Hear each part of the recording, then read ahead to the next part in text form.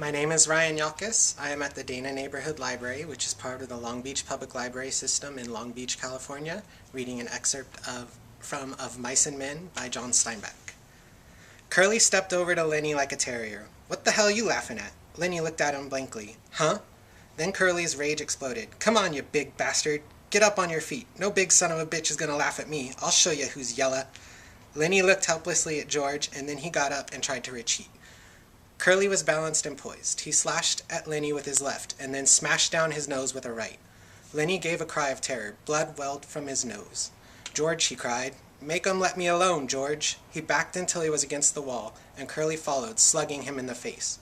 Lenny's hand remained at his side. He was too frightened to defend himself.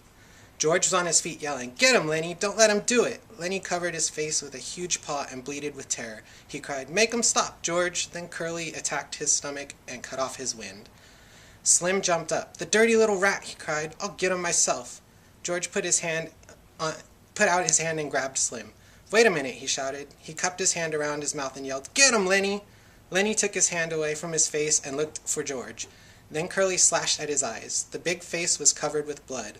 George yelled again, "I said get him!" Curly's fist was swinging when Lenny reached for it. The next minute, Curly was flopping like a fish on a line, and his closed fist was lost in Lenny's big hand. George ran down the room. "Let go of him, Lenny, let go!" But Lenny watched in terror the flopping little man whom he held. Blood ran down Lenny's face. One of his eyes was cut and closed. George slapped him in the face again and again, and still Lenny held on to the closed fist. Curly was white and shrunken by now, and the struggling had become weak. He stood crying, his fist lost in Lenny's paw. George shouted over and over, "Let go his hand, Lenny, let go! Slim, come help me while you got this any hand left." Okay?